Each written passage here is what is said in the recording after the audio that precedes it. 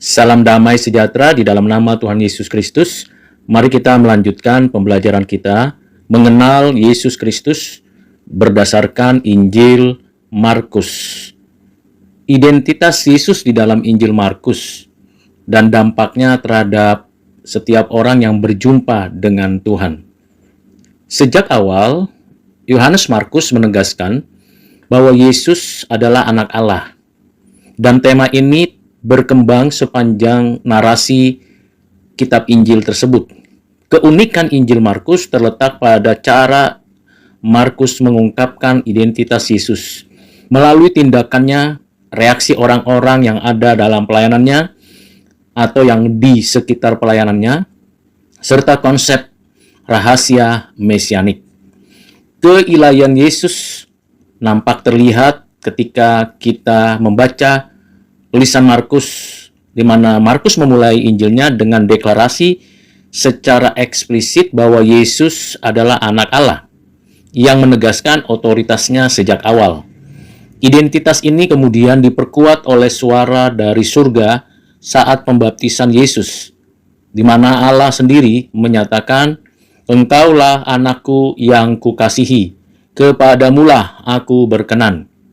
Kesaksian ini bukan hanya memperkenalkan siapa Yesus, tetapi juga menetapkan perannya sebagai Mesias yang datang untuk menggenapkan rencana keselamatan Allah.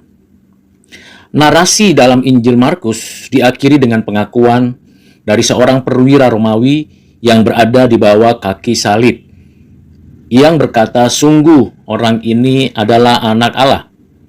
Dalam Markus 15 ayat 39 hal itu dituliskan. Pernyataan ini menunjukkan bahwa keilahian Yesus bukan sekedar pengakuan orang Yahudi, tetapi bahkan seorang asing yang menyaksikan kematiannya dapat mengenali otoritas ilahinya. Selain itu, keilahian Yesus ditunjukkan melalui mujizat yang tidak hanya bersifat fisik, tetapi juga memiliki makna teologis mendalam. Yesus tidak sekedar menyembuhkan penyakit atau mengusir setan, tetapi tindakannya menunjukkan bahwa ia memiliki kuasa atas hukum alam, kehidupan dan kematian, serta pengampunan dosa. Sesuatu yang dalam tradisi Yahudi hanya dapat dilakukan oleh Allah. Berbeda dengan Injil Matius dan Lukas yang memuat kisah kelahiran Yesus, Markus langsung membawa pembaca ke pelayanan Yesus yang dimulai dengan baptisan oleh Yohanes Pembaptis. Keputusan Yohanes Markus untuk melewati kisah kelahiran menunjukkan bahwa fokus utama Injilnya adalah pada karya dan otoritas Yesus daripada asal-usul kemanusiaannya.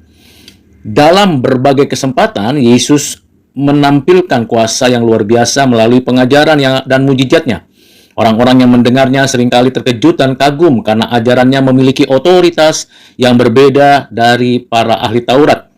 Hal ini mengindikasikan bahwa Yesus bukan sekedar guru biasa, tetapi pribadi yang berbicara dengan otoritas ilahi. Keilahian Yesus juga dinyatakan melalui interaksinya dengan elemen alam dan makhluk supranatural. Angin dan badai taat kepadanya. Setan-setan mengakui identitasnya dan ketakutan terhadapnya, dan bahkan penyakit tunduk kepada perintahnya.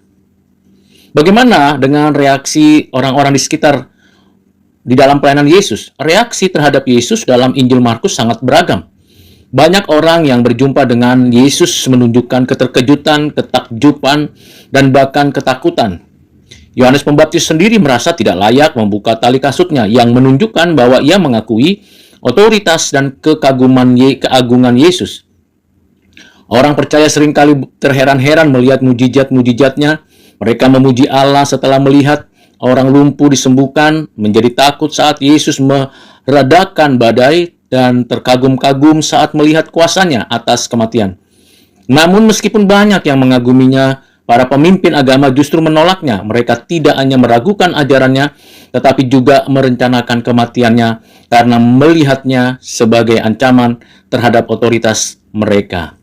Yang menarik, bukan hanya manusia yang merespon Yesus, tetapi juga dunia roh. Roh-roh jahat seringkali mengakuinya dengan berkata, "Engkaulah anak Allah." Tetapi Yesus melarang mereka berbicara karena ia tidak ingin kesaksian tentang dirinya datang dari sumber yang tidak kudus. Salah satu tema unik dalam Injil Markus adalah rahasia mesianik, di mana Yesus seringkali memerintahkan orang-orang untuk tidak memberitahukan identitasnya. Ada beberapa alasan teologis dan strategis di balik tindakannya ini. Pertama, menghindari kesalahpahaman tentang Mesias. Banyak orang saat itu mengharapkan Mesias sebagai pemimpin politik yang akan membebaskan mereka dari penjajahan kerajaan Romawi. Yesus tidak ingin identitasnya disalahpahami dalam konteks ini sehingga ia menunda pengungkapan penuh sampai waktu yang tepat. Kedua, mengontrol waktu pengungkapannya. Jika identitas Yesus terlalu cepat tersebar, ada kemungkinan besar bahwa pelayanannya akan terganggu sebelum ia menyelesaikan tujuannya. Oleh karena itu, dalam beberapa penyembuhan, Yesus meminta mereka yang disembuhkan untuk tidak menyebarkan berita tentangnya.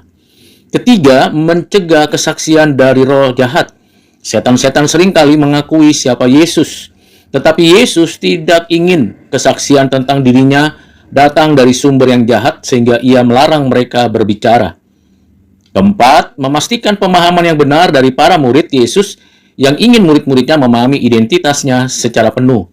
Sebelum mereka mengumumkan kepada dunia, ia baru memperjelas misinya setelah kebangkitannya, saat para murid dapat melihat gambaran keseluruhan dan karya keselamatannya. Kesimpulannya, Injil Markus dengan jelas menggambarkan Yesus sebagai anak Allah yang memiliki kuasa ilahi. Identitasnya dinyatakan melalui pengajaran, mujizat, dan pengakuan dari berbagai pihak termasuk Allah sendiri, murid-muridnya, roh-roh jahat, dan bahkan seorang perwira Romawi. Namun dalam perjalanannya tidak semua orang memahami atau menerima siapa dia sebenarnya. Para pemimpin agama menolaknya, murid-muridnya seringkali kebingungan, dan Yesus sendiri menunda pengungkapan penuh identitasnya melalui konsep rahasia mesianik.